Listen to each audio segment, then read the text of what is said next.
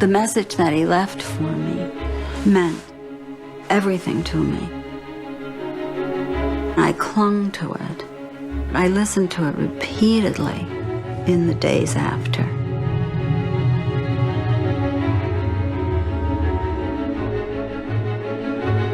Everybody has told me that has lost loved ones, you'll lose the sound of their voice. I've probably listened to the message hundreds of times. It's available anytime I want to play it back. It's there. I hear it and I know it. I'm still very fragile to listen to it, and so I'm comforted to know it's there, but I don't listen to it. On September the 11th, 2001, nearly 3,000 families lost a loved one. The Twin Towers collapsed with such destructive force that only 300 bodies were recovered. But for some families, there is another legacy. Trapped inside the towers, many people tried to make desperate contact with the outside world. Some were able to speak on the phone. Others could only leave messages. Since that day, families have lived with the memory of these final words from their loved ones. Many of these calls have never been heard in public and are featured here for the first time. All are used with the full consent of the relatives, who only now feel ready to talk about them. These recordings shed light on what really happened inside the towers, but they also reveal something more profound about the choices people make in their final moments, who to turn to, and what to say. Obviously a pretty scary experience. I saw a guy fall out of probably the 91st story all the way down. Okay. Now you can stay on the line with me.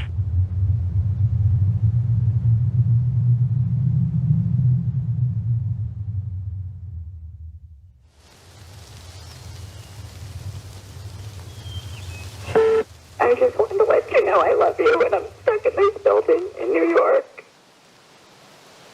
There's lots of smoke, and I just wanted you to know that I love you always.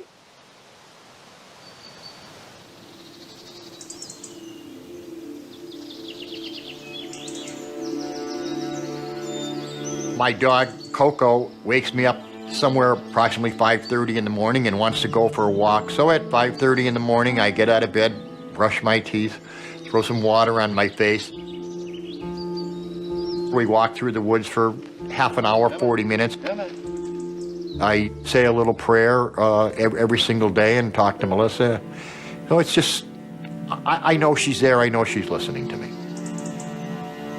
I was the last person from the outside world that she spoke to.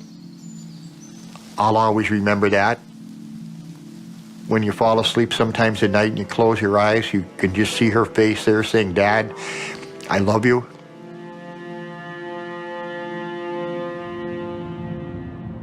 On September the 11th, Bob Harrington's daughter Melissa was in New York for just one day. Aged 31, she was a high-powered business executive and was there to oversee the merger of her company. The meeting was on the 101st floor of the North Tower of the World Trade Center. She was only going to be there that Tuesday. When the merger was done, she was flying back to California the next day.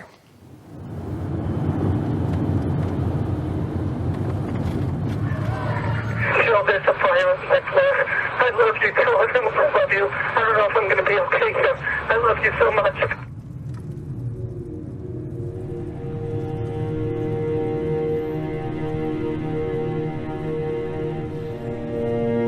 We found nothing of Jim. He was completely destroyed. So the fact that I'd spoken to him means so much to me. I think that the healing process is ongoing. It's important to let people know what families of 9/11 have been experiencing, what we've been going through, what we've gone through. We still have those memories that we don't want anybody to ever forget. Jill Gartenberg had just started a family with her 35-year-old husband, Jim. A successful real estate executive, Jim had recently accepted a promotion at a new company. On September the 11th, he had only gone in to clear his desk at his office on the 86th floor of the North Tower. Saying goodbye, I love you, is the last thing I can remember seeing him walking out the door that morning of September 11th. We just had a plane crash into upper floor of the World Trade Center. The World Trade Center, tower number 1, is on fire. The whole outside of the building was just send every available ambulance to the World Trade Center now. In the minutes after American Airlines Flight 11 collided with the North Tower, the live pictures were flashed across the world. We have numerous people trapped. But those inside were unable to see what had happened. I had a call for the World Trade Center. Desperate for information, they made more than 3,000 calls in the first 10 minutes alone. He says he's at the 105th floor at One World Trade Center. At the top of the North Tower, 100 people were attending a conference at the Windows on the World restaurant. Among them was 31-year-old Christopher Hanley, who made one of the first recorded calls to 911 emergency services that day. Yeah, hi. I'm on the 106th floor of the World Trade Center. We just had an explosion. The 106th floor? Yes. 106, okay. We have smoke and it's pretty bad. We can't get down the stairs. All right. We had about 100 people up there. Do not leave, okay? There's a fire or an explosion or something in the building. All right, I want you to stay where you are. Yes. All right, we're there. We're coming up to get you. See the smoke coming up from outside the windows down? All right, we're on the way. Just sit tight. All right, just sit tight. We're on the way. All right, please hurry. Christopher was our only child. It was so special. To be able to have the 911 audio was really very important. The most emotional, poignant moment for me is when he asked him, "Please hurry," and "Thank you." To be able to have that presence of mind under pressure like that, I thought was just remarkable. I was really proud of him. I mean, to be able to keep that cool and request, "Please hurry." I think that was his last words.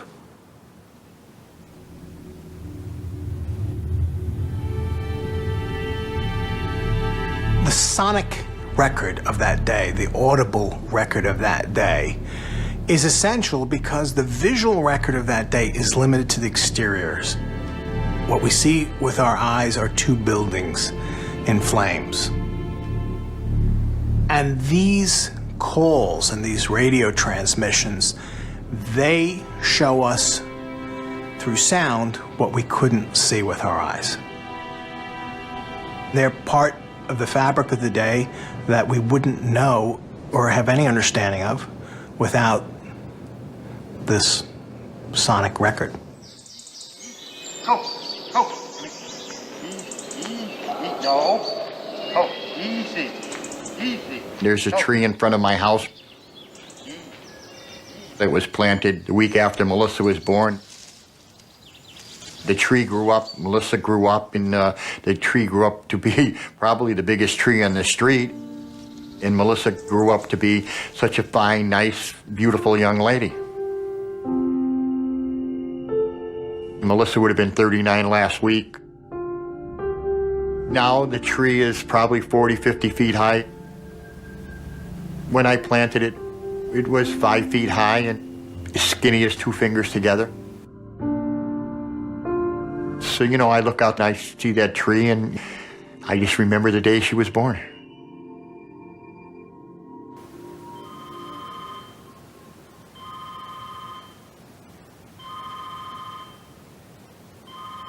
September 11th started like any other morning. Woke up, put a pot of coffee in. I was making the bed and the telephone rang. I don't usually answer the phone because having been in construction my whole life, people call up, have a tendency to want you to do a job for them for nothing or give them some advice, so I don't usually answer the phone. But this morning, I did. It was my daughter, Melissa. I knew she was in New York. I didn't know anything that had happened at that particular point in time. Melissa was a little hysterical. I told her, honey, you have to slow down so that your father can understand what the problem is. She got her composure, said to me, Dad, I'm on the 101st floor of the World Trade Center and a bomb just went off. In my bedroom was a TV set. I turned it on, happened to be on CNN. I saw the fire, I saw the smoke. I was heartbroken. She told me the fire wasn't her major concern, but there was an awful lot of smoke. So I said to her, honey, I said, can you see an exit sign? She said, yes, Dad. And I said, well, under all the exit signs, honey, are stairwells. I said, you get to that stairwell as fast as you can and get out of the building. But unknown to Melissa and her father, all 3 of the stairwells had been destroyed. Trapped just 3 floors above the impact zone, Melissa would have no means of escape. She was in trouble and she called her father for help. I was 130 miles away. There was nothing I could do but give her advice. We exchanged I love yous. And to my knowledge, I was the last person from the outside world that she spoke with.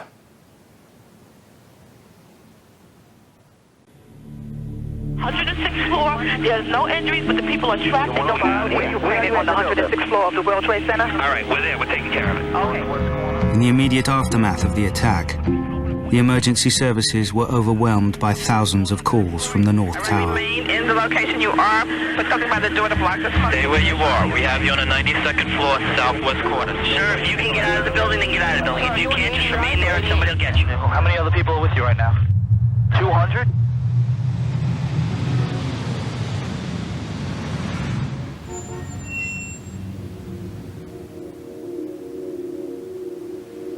Morning. Happy birthday.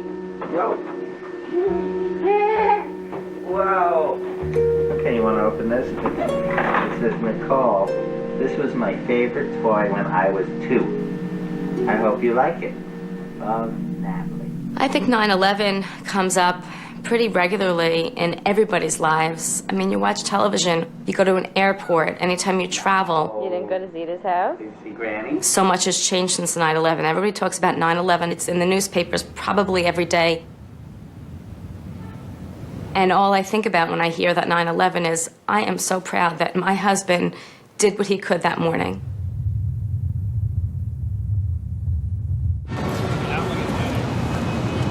Jim Gartenberg had accepted a better paid job at a new company 4 days earlier.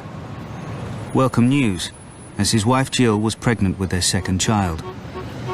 September the 11th was his last commute to work at the North Tower.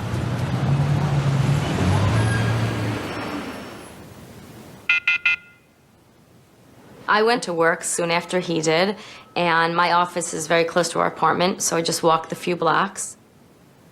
When I got there, there was a message light blinking, and I listened to the machine right away. Jill, there's a fire on my floor.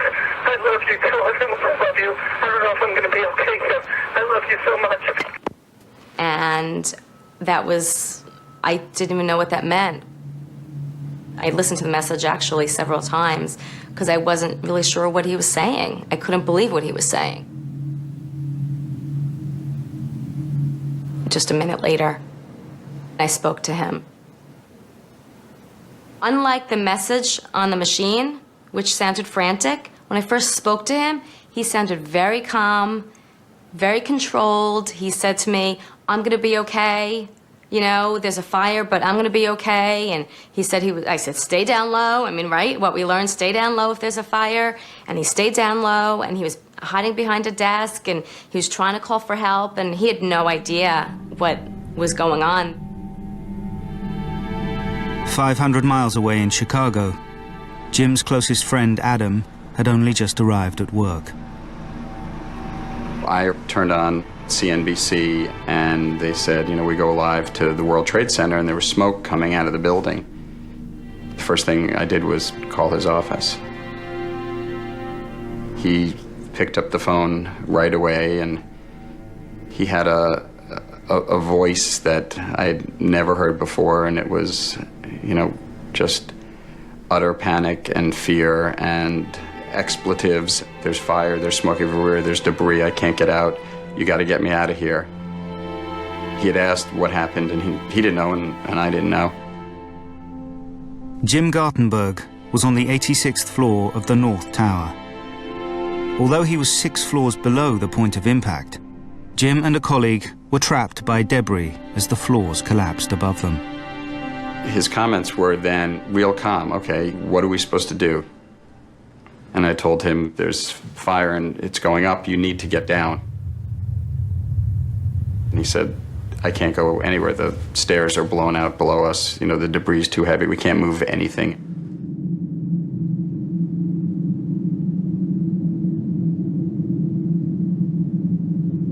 It was very unusual that people outside had almost a greater sense of alarm and urgency than the people inside who were in the dark. Families were seeing the billowing smoke and the flames licking up the side of the building.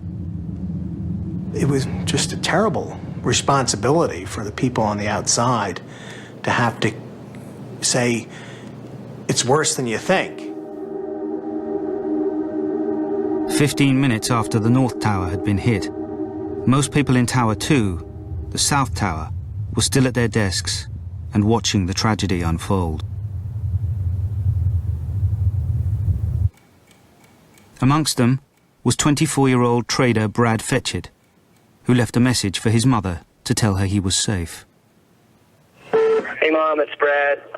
Just wanted to call and let you know, I'm sure that you heard that a plane crashed into World Trade Center 1. We're fine. We're in World Trade Center 2. I'm obviously alive and well over here, but obviously a pretty scary experience. I saw a guy fall out of probably the 91st story all the way down. So you're welcome to give a call here. I think we'll be here all day, but give me a call back later. Love you. He was trying to reassure us that he was okay, but you could tell as he cleared his voice when he talked about seeing someone fall from the 91st floor that there was a lot of fear in his voice. It's available anytime I want to play it back. It's there. I hear it, and I know it, and I'm still very fragile to listen to it, and so I'm comforted to know it's there, but I don't listen to it.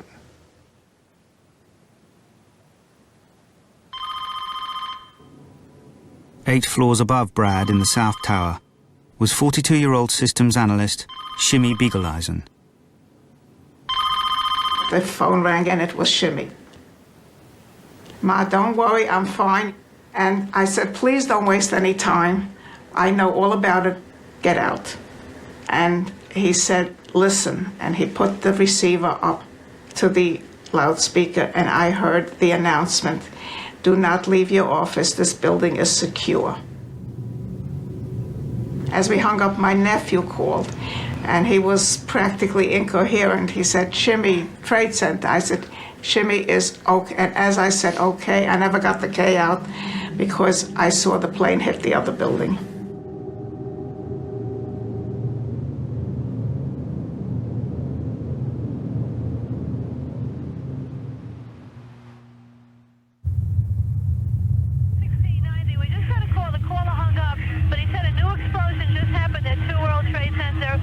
On the 80th floor. You have a second plane into the other tower of the tower. The little plane hit the second tower, okay?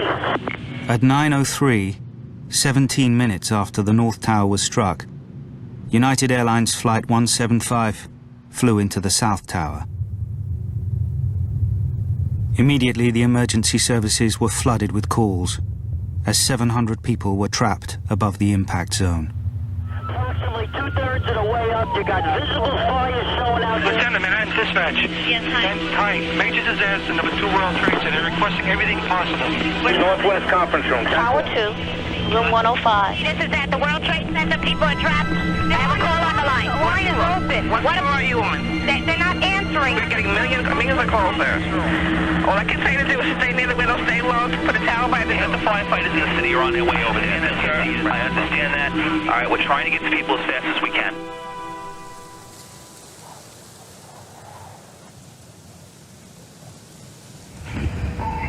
Mom, it's Steven. My plane, my building got hit by a plane, and right now it's, I think I'm okay, I'm safe now, but it's smoky. I just want to say how much I love you, and I will call you when I'm safe. Okay, Mom? Bye.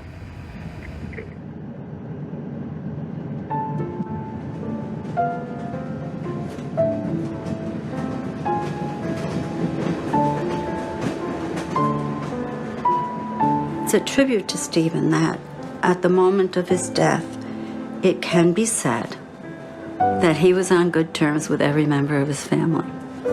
And that's not easy. Stephen was with us for 33 years. And we have a choice. We can either say we are so mad that he's not here, or we can say we had him for 33 years.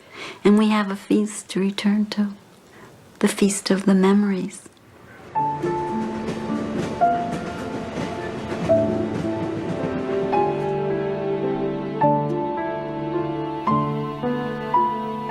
The family came, girl, boy, girl, so there was a little triumvirate at the top.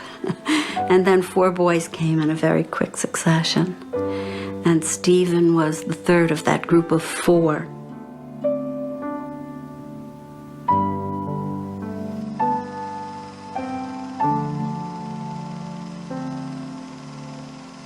Stephen was very relaxed, smiling, laughing. He was very laid back, very happy. You know, he really was happy a lot of the time. Stephen was really a peacekeeper within the family because we all have very strong personalities, and at a dinner table we all want to voice our opinion, and Stephen was the best, I think, of any of us, of listening to all sides of an argument and really keeping the peace. That was the role that I thought he played in our family. He definitely did that, and it's a challenge to fill that role now. Following a successful career as a college basketball player, Stephen had moved to New York. At 33, he was now a trader with an investment company in the South Tower.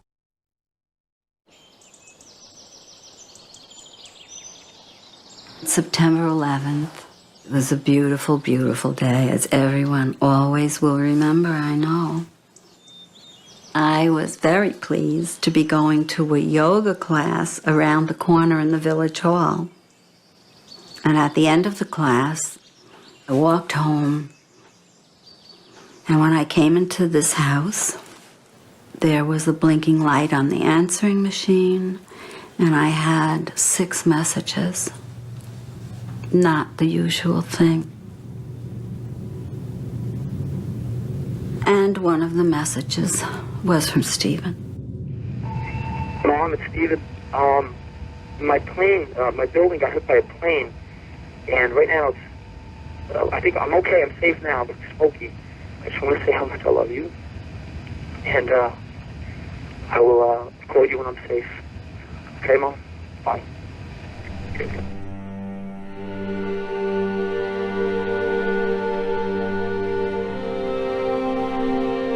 Stephen worked in the South Tower. He was on the 89th floor. He said that he was going to call me and that he was going to be all right. There were messages then from people calling to say, Anne, are your children all right? And then there was a message from my husband And he said, promise me you will not turn on the television. And that was an easy promise to make. I just went out in the backyard and I sat in a plastic, those $5 plastic chairs under a tree, and with the phone in my lap, preparing myself for what I would need to face. Two Worlds, you're on the 88th floor, northwest corner. Okay, now, you get soaking wet towels, and you can put them at the doorways. And you're a 2 World Trade, right? You're going to hand them the doors. Sorry, are you on the 89th or 88th? Families often have a map in their minds of where their loved ones are in the world. If somebody in your family is working at a place that has now become the center of all the world's attention, and there's a calamity unfolding, in your mind, you're trying to place your loved one. Where are they in relationship to this terrible series of events that's unfolding? You're going to hand them doors, but they're going to come up to you, you're going to have to check. Oh, no, I feel so bad. We can't do more. You don't know. Oh, boy. It's an awful thing. It's an awful, awful, awful thing to call somebody and tell them you're going to die. That's an awful thing.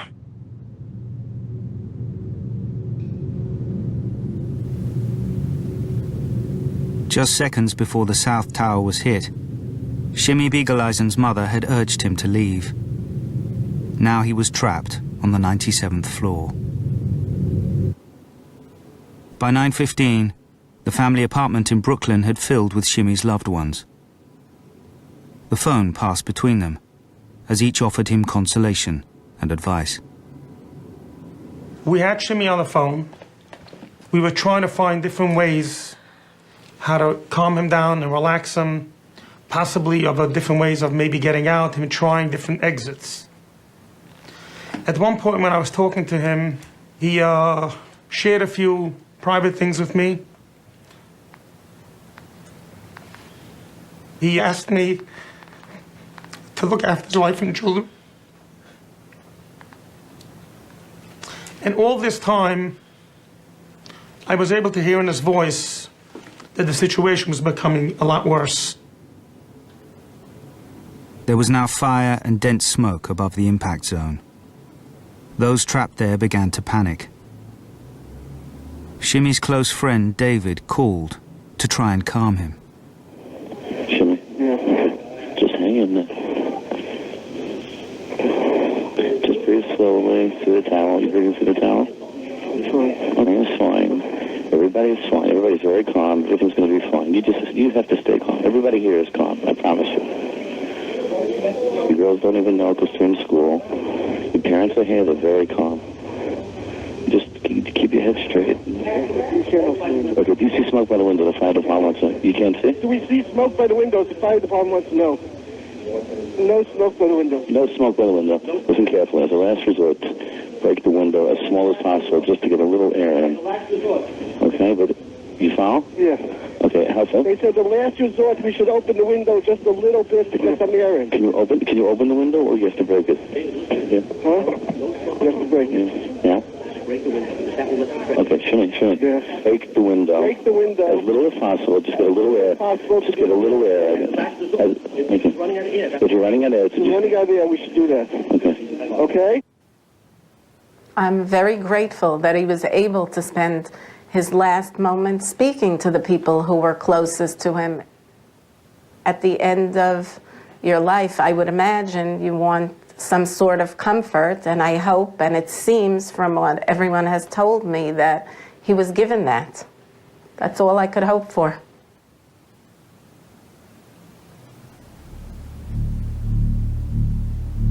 In the North Tower, the first to be hit, Jim Gartenberg had been trapped by falling debris for more than half an hour.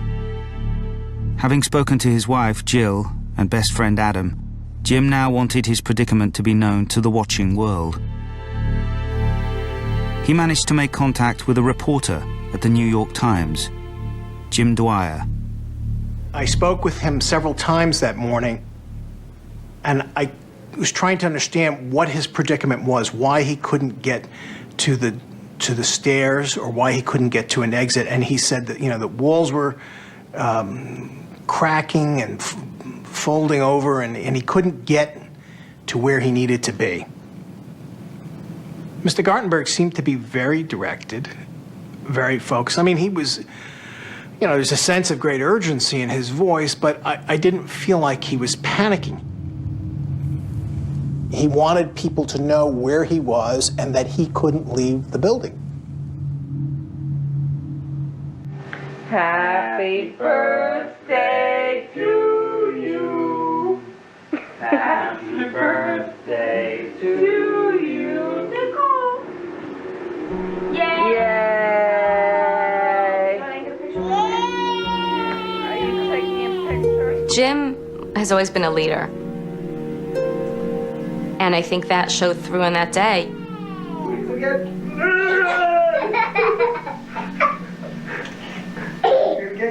Nicole, is Daddy so funny? When I first met Jim, he was the president of the Michigan Alumni Club in New York. I saw the way that he was running this meeting and the way he was interacting with people and his leadership skills. There was all these qualities about him that all of a sudden I said, wow, this is a really special guy. After speaking to the New York Times, Jim's next call was to a local TV news program. At 9:32, 45 minutes after the North Tower was hit, Jim went live on air. Jim Gartenberg joins us. He was on the 86th floor of, I'm not sure which tower. Was it the north or south, Jim? It's World Trade Center 1, and it's not was. I am here, and I'm stuck right now. Now, are you above, Jim, or below? I have no idea. I have no idea where the plane hit. It's my understanding that it's a plane. Jim, there are two planes. One went into one tower, one went into the other tower. What do you see around you? I mean, are you in smoke? Are you in fire? I mean, the first thing that I want to make clear is that I'm stuck on the 86th floor. A fire door has trapped us.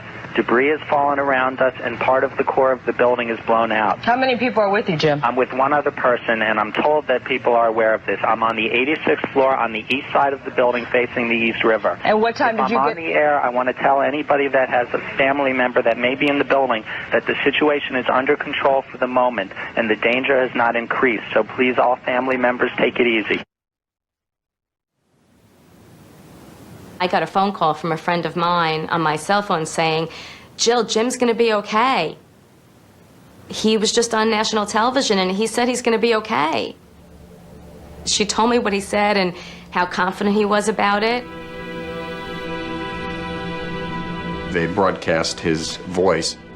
I still have tapes of that and listen to it, and it's eerie. The voice that I hear on that is not his, and it's just so odd as far as the voice is concerned.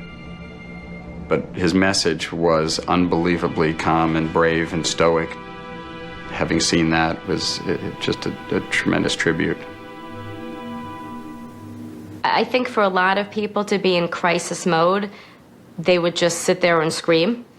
And Jim would kind of regrouped with himself, it seems like, and said, okay, this is the situation, how do I best deal with this? And he reached out to as many people as he could, trying to figure out what resources he had to be helpful in this situation. I mean, he had the sense of mind to do that. And the danger has not increased, so please, all family members, take it easy. I think that was wonderful, but I knew in my heart he was not going to be okay.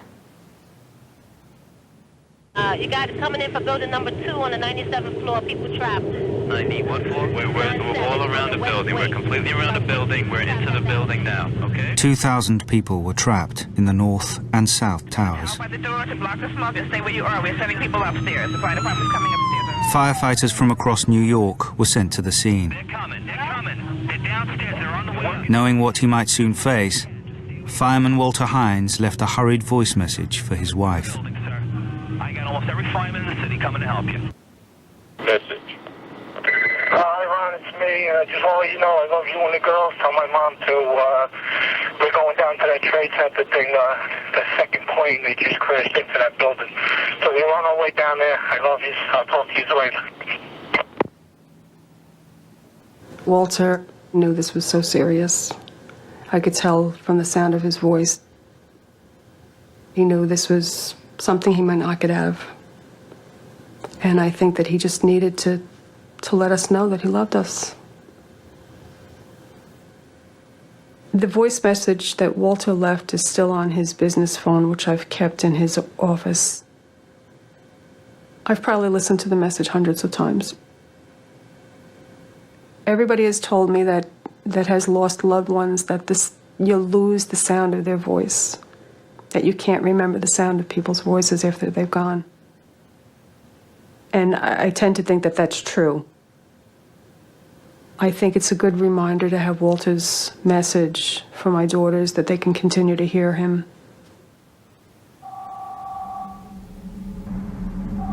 While some messages provide consolation, others are a painful reminder of a missed opportunity to say goodbye. I woke up to my telephone ringing. I worked nights at the time, so I didn't want to be bothered. And then my cell phone rang again. And I'm like, I'm not going to answer it. I'd say it was probably about 1 o'clock in the afternoon that my cell phone rang with a message. First saved message. Neil, it's Brian. A plane crashed into the Trade Center. It's on fire, and I'm in it. And I can't breathe. Tell everyone I love them. I don't get out of here. End of message. Brian left that message, and that must have been the first or second phone call that I received that morning. And I mean, I just didn't realize it. You know, it's really hard to struggle with, you know, what would have happened if I answered the phone? You know, but I mean, I couldn't do anything, even if I did answer it. First saved message. I keep the message on an MP3 file, so I have it on CD, I have it hidden away in a safe, I have it, you know, on every hard drive I have it like everywhere, just so that nothing happens to it. It's Brian's last words. I mean, that's one of the reasons why recordings were made, was so people could record their last words. You know, I mean, I think it gives me a little bit of guidance. I like draw from Brian's strength when I hear the message.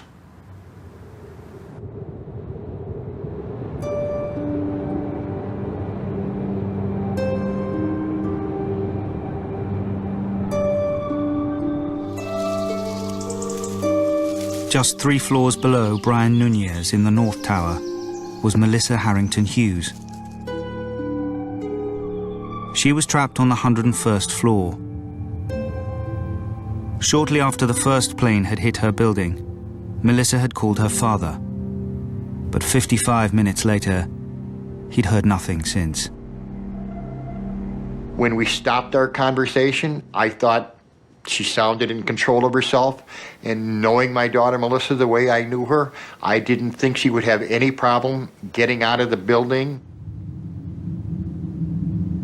Whilst Melissa's father watched the events unfolding at home, her only brother Michael was at his office in Boston when he heard the news. I just started crying and just couldn't believe it. And really couldn't muster any words to anybody. I kind of had to go back up to work and say, I gotta go. I was just thinking, I hope she got out. I hope she got out. Either by a stairs, elevator. Maybe they were gonna bring helicopters, I didn't know.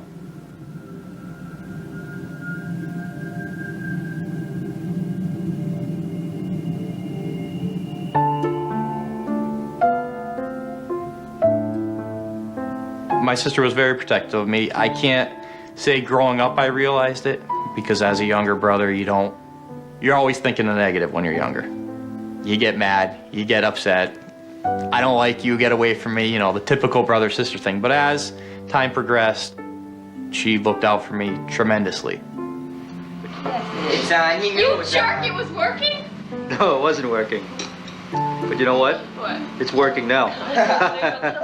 The relationship between Melissa and my father when she was growing up, kind of in the teenage high school years, was probably hostile at times. You gotta think, 2 people with the same traits, I mean, both strong-willed, nothing's ever gonna be easy. He was probably the only person she couldn't win against, was my father, and I think her traits came from him. Her drive and her strong-willed. Growing up, Melissa had always been determined to experience life beyond her small-town roots in Massachusetts. Melissa spent the summer in France. She had the idea that Paris was the greatest city in the world, loved the clothes, loved the hairstyles. She had long hair. When she came back, her hair was very short. That was a style in Paris. When she got off the airplane, her mother and I looked at her, and we were like, we didn't expect that. Aged 26, Melissa moved to California to work for a large internet communications company. Melissa was a very ambitious young lady.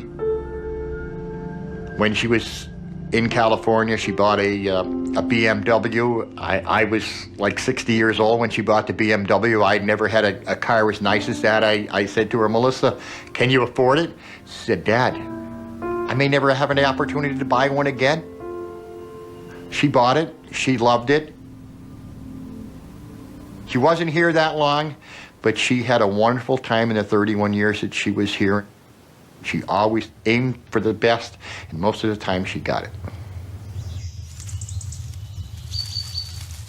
After speaking to her father, Melissa rang her husband, Sean, in San Francisco, to whom she'd been married for just a year. He was asleep when she called. Sean, it's me. I just wanted to let you know I love you, and I'm stuck in this building in New York. There's lots of smoke, and I just wanted you to know that I love you always. Melissa met John at a junior club dance. That's basically how they started their relationship. He was a very nice young man, and they were an extremely attractive couple. I could tell when she introduced me to him, her eyes just kind of glowed, and I could tell right away that he was probably the one that she was going to marry, and she did. Your kiss as a sign of their new married love may present you for the first time Mr. and Mrs. Sean Hughes.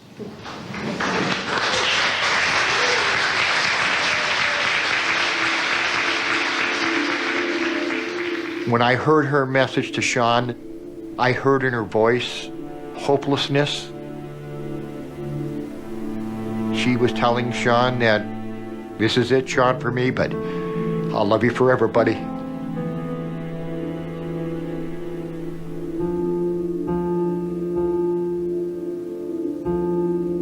I don't know if I could say it was a good thing. It was good to hear her voice. Good to see that she called her husband. Emotional when you heard it. All sorts of different emotions coming out. Obviously sad because you're assuming when you hear it that she can't get out, but like I said,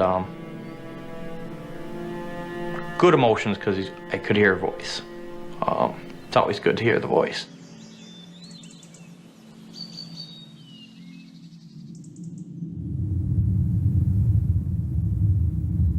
An hour after the first plane struck the North Tower, some people were still struggling to make their first contact with loved ones. The phone networks were overloaded.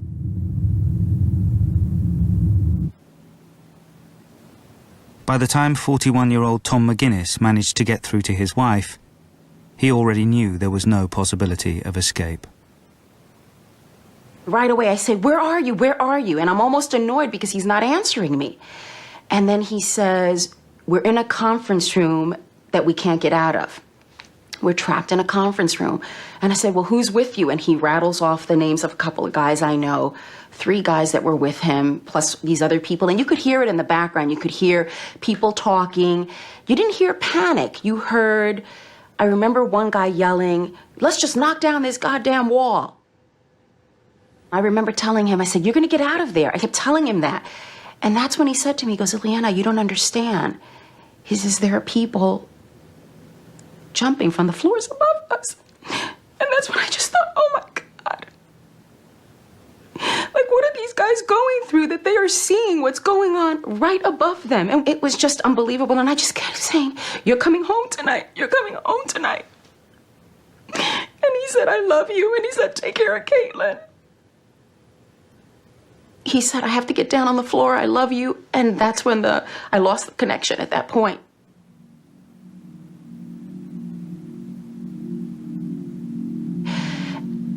There is a great comfort in the fact that I got to talk to him. And the funny thing about that comfort is it was not a great comfort that day or even, weeks later. But it's a great comfort now. It was a great comfort months later. And the reason it was a great comfort is because, it's not so much for me, but I feel that it was for him. It was his chance to say goodbye, his chance to say, take care of Caitlin. He said, it'll be a miracle if we get out of here. He knew he wasn't going to get out.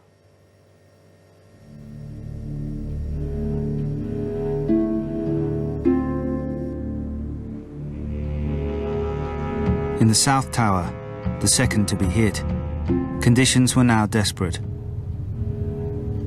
Stephen Mulderry worked alongside a group of close college friends, all former high school athletes. As the fire spread, the group made a collective decision to stick together and try and reach the roof. They now faced a grueling 21-story climb up the stairwells through heat and smoke. Stephen was passionate about basketball, but he was tiny and slight. I have a picture of him in 8th grade when he was devoted to basketball. And he is standing between two fully grown classmates who were his best friends. And he looks like he's the mascot, and he wasn't. He hung in there. I feel basketball was a critical element in the person he grew to be. He never lost the fire or the desire. I saw it in the aftermath of Stephen's death, when the loyalty of all the people he had played basketball with was made evident to me. And I saw the gifts that had come from the teamwork.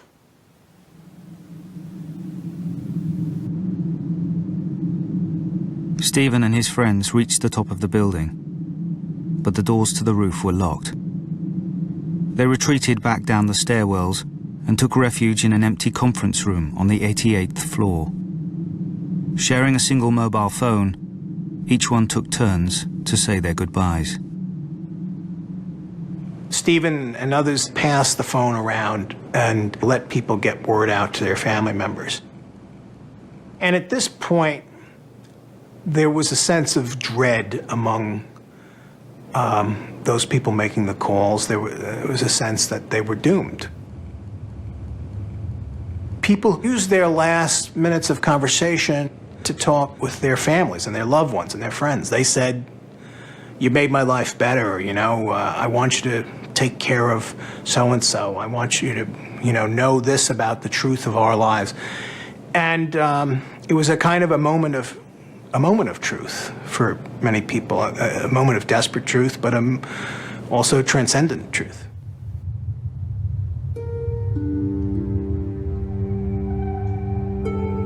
"65 minutes after the North Tower was hit, a string of desperate calls was still being made from the building.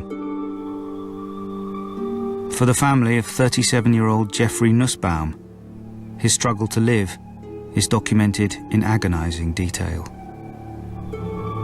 My phone rang, and it was Jeff. And Jeff told me that the room is filling up with smoke.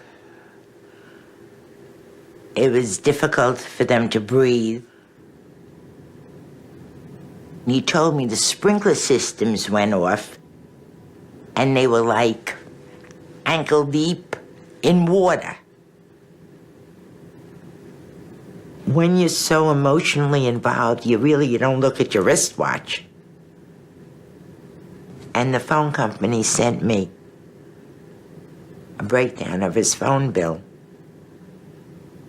I waited over 2 years for him to be identified. So anything is cherishable to me. And what was identified was so microscopic.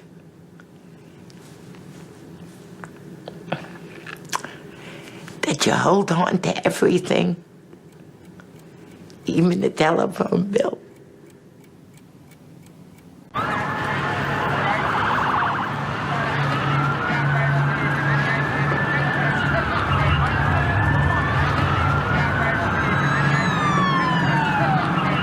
By 10 o'clock, the rescue operation had made very little progress.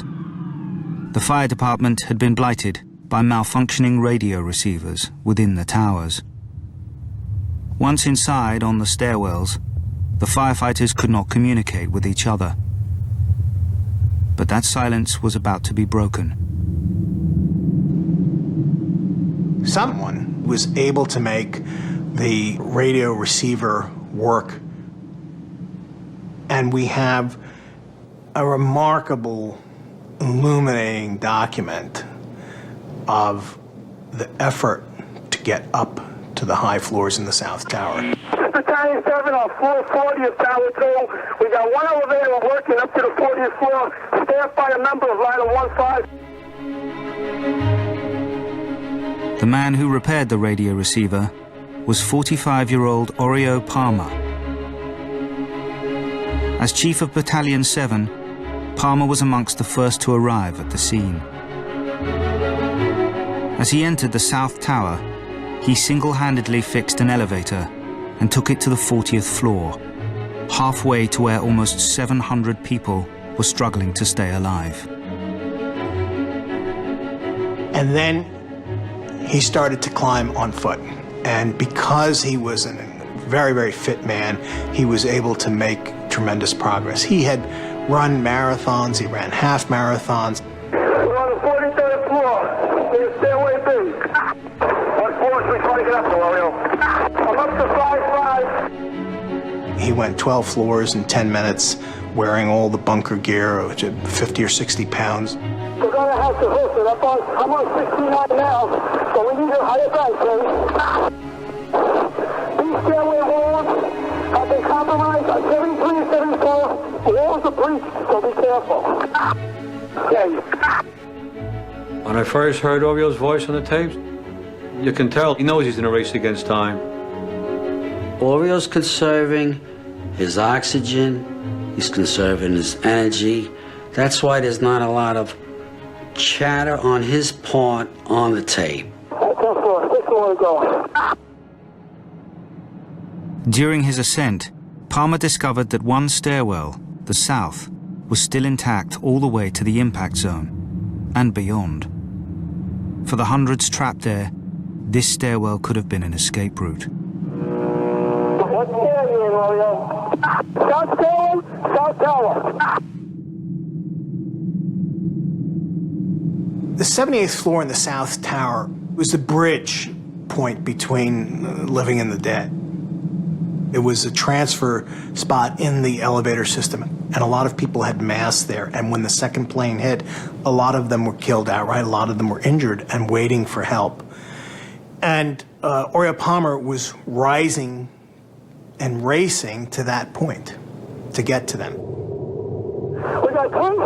I saw the pockets of fire. We should be able to knock it down with 2 lines. Where you know that? 78th floor, numerous 1045 call horns. 478. That's all over here. Numerous civilians there. There's 2 engines up here. All right, 10-4, we're on our way.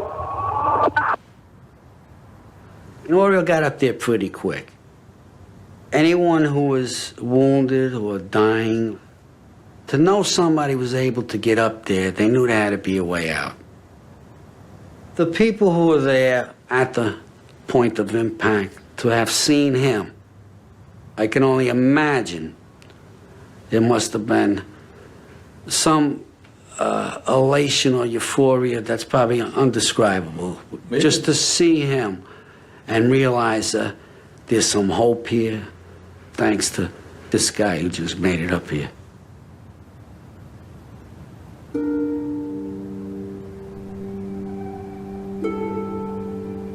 When I heard the tapes, you were watching a screen with all the words on it, but with a digital countdown, so you knew exactly what was coming. You knew the exact minute that the towers were going to go down. And you can't help but feel like you want to jump out of your seat and say, hurry up and get out of there. You know, you have one more minute before it comes down. And that's the hard part. That was the hard part. I was not surprised when I heard that Oreo had made it to the 78th floor. He made it up to the point of impact. And it's amazing. He left a story behind.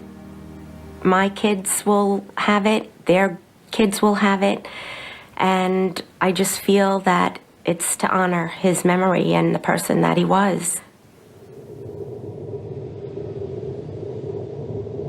"7 minutes after Palmer's last words, the South Tower would collapse. There is one 911 call which captures this moment from inside the building.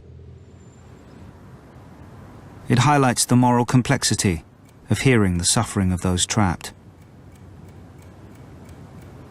From the 105th floor of the South Tower, father of 3 Kevin Cosgrove was still speaking up until the moment when the tower fell. His words haunt me, and I try not to think about it, but it's also, in a way, kind of a comfort to know where he was and what he went through and what he was trying to do.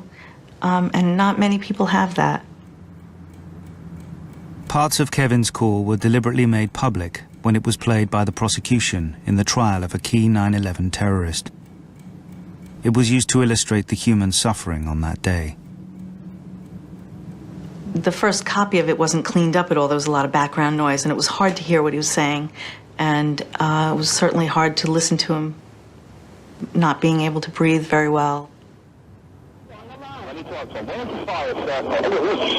right there, 105, 2 Tower. All right, sit tight. We'll get to you as soon as we can. There's some staying up, the smoke's really bad, man. Barely leave. That's all we can do. Where are you? What floor are you guys up to? We're getting there. We're getting there. Doesn't feel like it, man. I got young kids. I understand that, sir. I got lots of people up here. I understand. I know you got a lot in the building, but we're up on the top. Smoke rises. It's really bad. We're on the floor. We're in a window. And then I had to be in green now. Can't see. Okay. Just try to hang it there. I'm going to stay with you. You say you're in an air-conditioned building.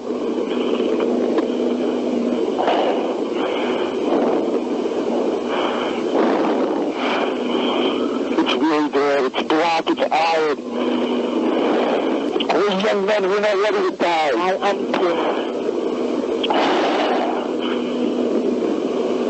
Hello? Hello? We're looking at Financial Center. 3 of us, 2 broken windows.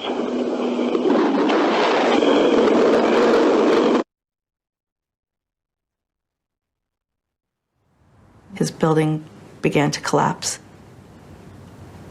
It was the first one to fall. Some people said, you know, hearing Kevin's words has made the events of 9/11 more human for them, that there were really people in there and it wasn't just buildings. One lady called him the voice from the towers. It made it real for her, that it wasn't just a news story. It seemed like it was just a movie, but then when they heard Kevin speaking, realized this was a real thing with real people inside. For Wendy Cosgrove, there is comfort from the fact that almost 10 minutes of the call were not played in court. I'm glad that I have some that are just my own private memories that I don't have to share with the world. Because it is rather hard to share my husband's last words with the entire world.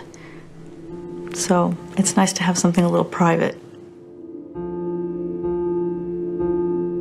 I guess what I would want people to learn from listening to the recording is that life is short, that you never know when you're going to lose your loved ones, and to spend every minute you can showing them that love. And that's what's important in life.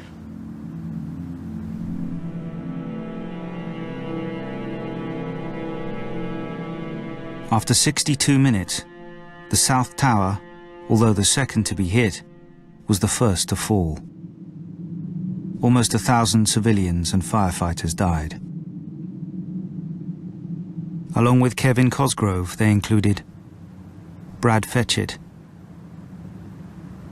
Shimmy Beagleisen, firefighter Walter Hines, Battalion Chief Oreo Palmer, and Stephen Muldery. The phone rang, and it was Amy, my youngest daughter. And the first thing I said to her was, "Where's Stephen?" And she didn't answer. There was just silence. I got home and I called my mother, and she was so happy to hear my voice. And I told her about Stephen. And I just know she just screamed, and that was it. She knew he was gone. And a sound came out of me that I'd never heard in my life. It was just an animal sound. And I knew when I heard that sound for the first time in my life, that howl, that it was universal. And that, you know, my family and I had joined all the losses of all the ages. Mom, it's Stephen. My plane, my building got hit by a plane, and right now I think I'm okay. I'm safe now. The message that he left for me meant everything to me. I mean, I clung to it. I listened to it repeatedly in the days after. But I did put it aside at a certain point and say that I would not continue to do that. And a very odd thing happened, and it is that as time went by, I created a new message that had never been left. I added to what he had left, thinking he had left it. In his message to me, he said, "I'll be all right, and I will call you." In the message that I then began living with, you know, maybe a year after, was, "I'll be all right, and you will too." I made him say it in my memory over and over and over again. Bring to Manhattan, urgent. The South Tower, basic collapse. Tower 2. George, have them mobilize the Army. We need the Army in Manhattan. All right, all units stand by. Everybody try to calm down. Although the first to be hit, the North Tower was still standing. For those with loved ones trapped inside, the collapse of the South Tower was a terrifying premonition. When the first tower went down, I was hoping that Melissa had gotten out of the building. I knew she was not in that tower. We need additional units. Urgent. Dad really wanted her to call back. Sean had told us that she had called him. He really wanted her to call back again. And just nervously anxious was the way I viewed him. As a parent, you always want to have hope. I thought that if there was a way to get out of the building, that Melissa, at that point in time, that she would have been out of the building. I was on the phone with one of Jim's friends when the first tower collapsed. All you could hear if you listened in on the call was just crying and wailing. And then this, after about 5 or 10 minutes of that, this sense of calm that, oh wait, that's not his tower. It feels strange to report on the events of that day that we just isolated Jimmy's safety and how we could distance ourselves from the horrific event and the casualties that everybody else faced. But that felt like our duty. My parents were down in Florida on September 11th. They were not watching television until I told them to turn it on. My father was counting the floors to see, because he saw it on television. He was trying to figure out if Jim was above or below where the plane had hit. And the first thing my father said to me was, he was such a great father. You know, and I said, that makes it real, because for me to think he's not going to make it out is one thing, but for my father to say that, because if it's in the past, that made it real, more real for me, that this was really, his life was ending.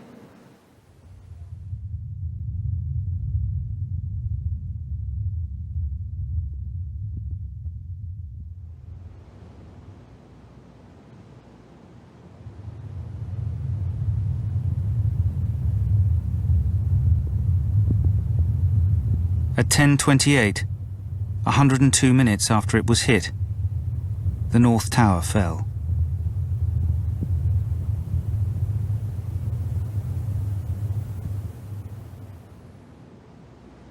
I saw the tower fall. Yeah, I saw the tower fall down. And I knew for sure I'd never hear from him again. I saw his life end right there.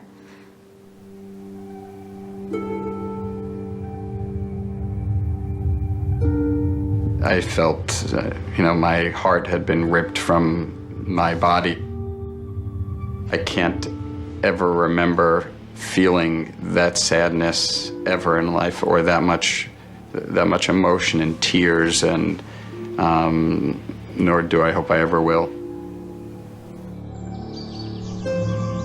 My wife Beverly was working, teaching school in Chicopee. I had to drive to Chicopee to inform my wife that Melissa was in the North Tower. We were listening to the whole thing on the radio when we were driving back, and on our way home, the North Tower collapsed. My wife asked me to shut the radio off. I shut the radio off, and we came home and cried together.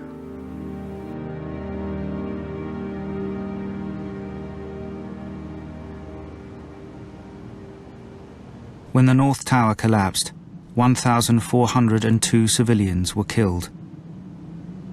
Along with Melissa Harrington Hughes and Jim Gartenberg, they included Christopher Hanley, Brian Nunez, Jeffrey Nussbaum, and Tom McGuinness.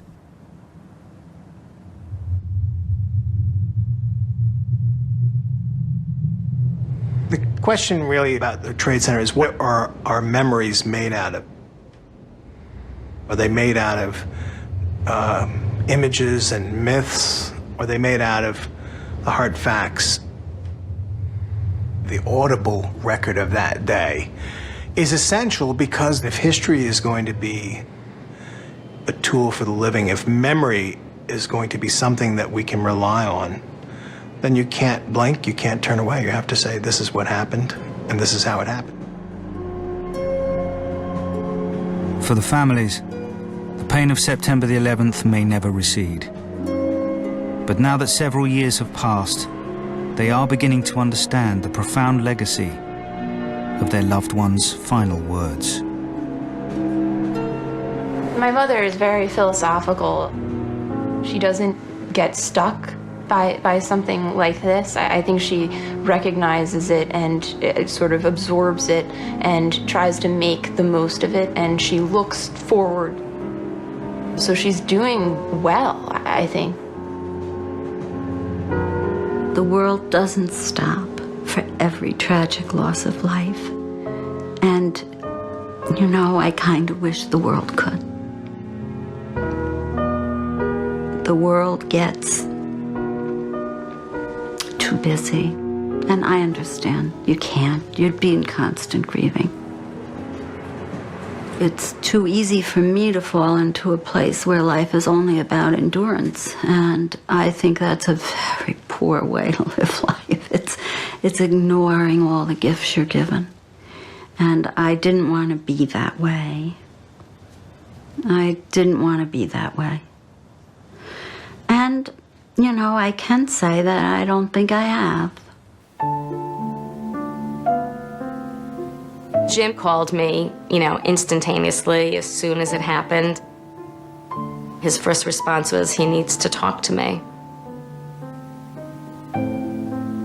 To have his voice, just to have his voice it's nice. Even though it's panic mode, it's some last memories. Good job, Nicole. Keep going. When Jim passed away, I was 3 months pregnant. Here I am with this special gift, as far as I'm concerned, that he left me with. And to me, that's so important that we had that. She has his personality, she's quick-witted, and her sense of humor is just like him. You're fast. Good job. So knowing that, she's such a part of him, and that my other child's such a part of him, it makes me happy, that part. I was the last one from the outside world to talk to Melissa. We were able to say how much we loved each other, and I think of it constantly, all of the time. Ever since Melissa's passing, I don't want to put a good spin on it, but it's changed him. It's made him more aware of things, I should say. He's a more loving man now than he was before. Didn't show his feelings as much before, and now he does. Like with my son, who was, coincidentally, which was kind of fate, I would have to say, was born on September 11th. When you leave the face of this earth, all you leave are your children. That's your legacy. Melissa brought a lot of joy into our lives. My inner peace with Melissa's death might come from the fact that I spoke to her. I find a lot of pleasure knowing that Melissa called me, knowing that we were able to say our last goodbyes, basically. I got to talk to Melissa in person, I'll take that to my grave.